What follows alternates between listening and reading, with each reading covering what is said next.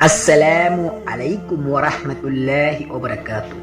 প্রিয় বন্ধুরা, অত্যন্ত সুন্দর সুদর্শন একটি যুবক, নাম মুসায়াব ইবনে উমাইর। মক্কার প্রতিটি মানুষ তাকে অবাক হয়ে দেখে। মুসায়াব ছিলেন পরিবারের দারুণ আদরের দল, চোখের মণি, মায়ের অর্থের কোনো অভাব ছিল না। সেই সম্পদ দুই হাতে খরচ করতেন মুসায়াব। তিনি ছিলেন যেমন শৌখিনী তেমন রুচিবান। ভোগবিলাসের প্রতি ছিল তার বেজায় ঝোঁক। জীবনের প্রথম দিকে খুব মূল্যবান পোশাক পরতেন মুসায়াব, আর শরীরে মাখতেন রাজ্যের যত সব দামি দামি খুশবু সুগন্ধি। মুসায়াব রাস্তায় হাঁটার সময় আশেপাশের সবাই খুশবুর গন্ধে চোখ বন্ধ করেই বুঝতে পারত, ওই যাচ্ছে, নিশ্চয় মুসায়াব যাচ্ছে। রাসূল সাল্লাল্লাহু আলাইহি ওয়াসাল্লাম দারুণ পছন্দ করতেন মুসায়াবকে। পরবর্তীতে রাসূল সাল্লাল্লাহু আলাইহি ওয়াসাল্লামের সামনে মুসায়াবের প্রসঙ্গ কথা উঠতেই তিনি মৃদু হেসে বলতেন, মক্কায় মুসায়াবের চেয়ে সুদর্শন এবং উৎকৃষ্ট পোশাকধারী আর কেউ ছিল না। আর তখনকার জ্ঞানীগুণী এবং ঐতিহাসিকরা সবাই এক বাক্যে বলতেন, মুসায়াব ছিলেন মক্কার সর্বোৎকৃষ্ট সুগন্ধি ব্যবহারকারী। শুধু সৌন্দর্যের দিক দিয়েই মুসায়াব আলোচিত ছিল না, তিনি আলোচিত ছিলেন ব্যক্তি হিসাবেও। মুসায়াবের বাইরে পোশাক আশাক, দেহ গঠন যেমন ছিল সুন্দর দর্শনীয়, ঠিক তেমনি পরিচ্ছন্ন ছিল তার আন্তরিকটিও। একেবারে দবদবে সাদা সাদা আর কবুতরের হালকা পালকের মতো নরম মসি। সেই জাহিলিয়াতের যুগেও মুসায়াবের অন্তরে লাগেনি এতটুকু কালিমার দাগ। শিরিক ও কুফরির ব্যাপারে তিনি ছিলেন অত্যন্ত সতর্ক সজাগ। তখনও দিনের দাওয়াত পাননি মুসায়াব। ততদিনে তিনি অতিষ্ঠ হয়ে উঠেছেন জাহিলি সমাজের কুফরি কার্যকলাপে। তিনি মুক্তির পর খুঁজতে থাকলেন। এক সময় তার সামনে হাজির হলো সেই কাঙ্ক্ষিত মুক্তির পয়গাম। জ্বলে উঠল তৃষিত চোখে আলোর ঝলক। ভোরের সোনালি সূর্যের আলোতে গোসল করলেন মুসায়াব। দুই হাত ভরে টেনে নিলেন ইসলামের শীতল নিগ্ন বাতাস। সেই প্রদীপ সূর্য আর মুক্ত নির্মল বাতাসে আরো বিস্তৃত, আরো সুন্দর হয়ে উঠল মুসায়াবের ভিতর তার হৃদয়। ইসলাম গ্রহণের পর একেবারেই বদলে গেলেন মুসায়াব। তার সকল শ্রম, সকল চেষ্টা এখন ইসলাম প্রচারের জন্য ব্যয় করেন। আর সেই সাথে মুসায়াবের বাড়ে জ্ঞান, বুদ্ধি, সাহস এবং দৃঢ়তা। আগের চেয়ে এখন তিনি অনেক বেশি সাহসী এবং সংকল্পে সুদৃষ্ট।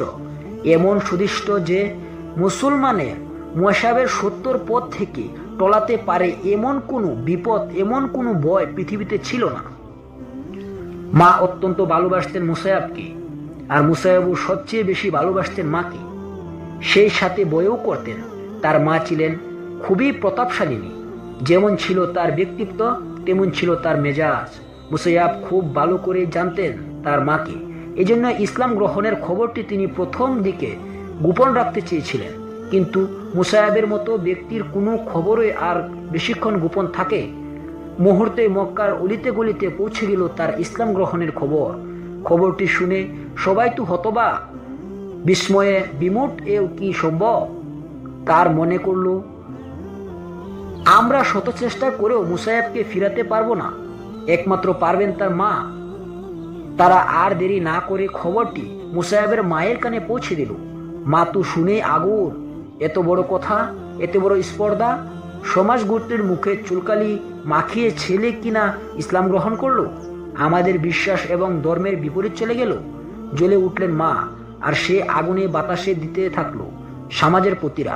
তাই তো মুসায়াবের এত বড় দুঃসাহস।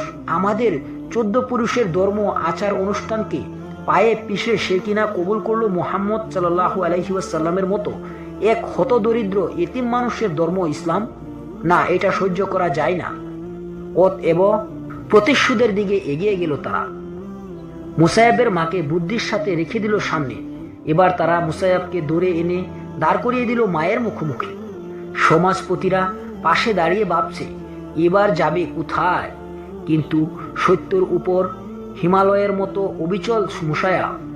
না, তিনি আর ফেরাতে পারেন না আলো থেকে অন্ধকারের দিকে, সুন্দর থেকে অসুন্দরের দিকে। তাদের কথা শুনে মুসায়াব মুচকি হেসে মা সহ সকলকে শুনিয়ে দিলেন কুরআনের সেই মহাবাণী যার উপর তিনি ঈমান এনেছেন। খুব রেগে গেলেন মা। রাগের সময় তার মাথার কোনো ঠিক থাকে না। তিনি সজোরে এক থাপ্পড় বসিয়ে দিলেন অতি আদরের ছেলে মুসায়্যাবের গালে। থাপ্পড় মেরে তিনি থামিয়ে দিতে চাইলেন ছেলের মুখের কথা, কিন্তু তা কি হয়? তারা ব্যর্থ হলো তাদের সকল প্রচেষ্টা। একবার তারা গ্রহণ করলো আর কঠিন সিদ্ধান্ত। মুসায়্যাবকে আটকে রাখলো কয়েদির মতো একটি ছোট্ট ঘরে। এই বদ্ধ ঘরে রাত দিন অতি কষ্ট কেটে যায় মুসায়্যাবের। ঘরের ভিতর বন্দি মুসায়্যাব, দরজার বাইরে কাটা পাহারা, যেন দরজা ভেঙে কিংবা কোনোভাবে পালিয়ে যেতে না পারেন তিনি। আর কোনো বন্ধন, কোনো পাহারায় কাজে আসলো না। শেষ পর্যন্ত সকল বন্ধন ছিন্ন করে এক সময় মুসায়্যাব ঘর থেকে বেরিয়ে এলেন, যোগ দিলেন হাবশায় হিজরতকারী মুসলমানদের সাথে। মায়ের চোখে দুলু দিয়ে হাবশায় পাড়ি জমালেন মুসায়্যাব। কিছুদিন হাবশায় থাকার পর তিনি আবার ফিরে এলেন মক্কায়। খবরটি ছড়িয়ে পড়ল চারদিকে। মাও শুনলেন। তিনি আবারও চাইলেন ছেলেকে ফিরাতে। এজন্য বন্দি করতে চাইলেন মুসায়্যাবকে। মুসায়্যাবও এবার প্রস্তুত। তিনি কসম খেয়ে মাকে বললেন, যদি তুমি তোমার লোক দিয়ে আমাকে বন্দি করতে চাও তবে জেনে রেখো মা, আমিও তাদেরকে হত্যা করব। মুসায়্যাবের হুমকি গাবড়ে গেলেন মা। তিনি জানেন তার ছেলেকে হুমকি নয়, হয়তোবা সত্যি সত্যি হত্যা করবে। অগত্যা তিনি চোখের পানি ফেলে বিদায় জানালেন ছেলেকে। ছেলেও চোখের পানিতে বিদায় জানালেন স্নেহময়ী প্রাণপ্রিয় মাকে। বিদায় মুহূর্তটি ছিল অত্যন্ত করুণ। হৃদয় বিদায়ক ছেলে যখন কোনো ক্রমে ফিরানো সম্ভব হলো না, তখন কাঁদতে কাঁদতে অভিমান সুরে মা বললেন, যাও, যেখানে খুশি চলে যাও, আমাকে আর কখনো মা বলে ডেকো না। মুসায়্যাবের চোখেও পানি টলমল করছে। বললেন, মাগো, আমি আপনাকে প্রাণ দিয়ে ভালোবাসি, আর সেই জন্য অনুরোধ করছি আপনি একবার বলুন, আশহাদু আল্লা ইলাহা ইল্লাল্লাহু মুহাম্মাদুর রাসূলুল্লাহ।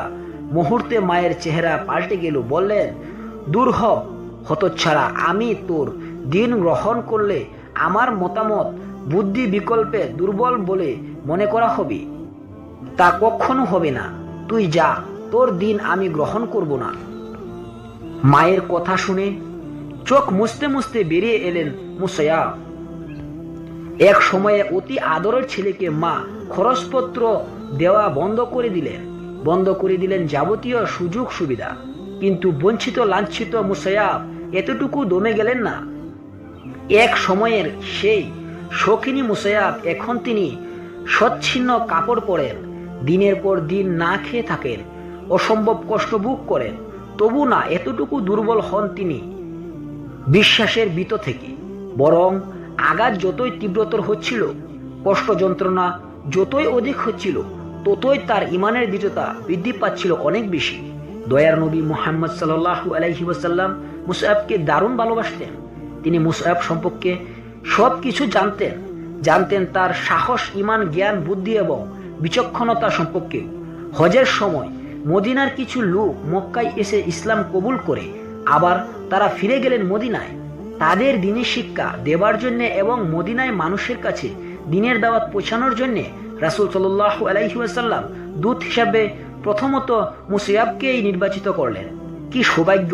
মুসায়্যাব হলেন ইসলামের ইতিহাসের প্রথম দূত হিসাবে। মুসায়্যাব ছিলেন অত্যন্ত সফল। তিনি মদিনার উসাইদের মতো প্রভাবশালী ক্ষমতাবান নেতাকে পর্যন্ত ইসলামের পতাকা তলে শামিল করছিলেন। মহান আল্লাহ তাআলা আমাদের যেন সঠিক বুঝার এবং জানার তৌফিক দান করেন। আল্লাহুম্মা আমিন।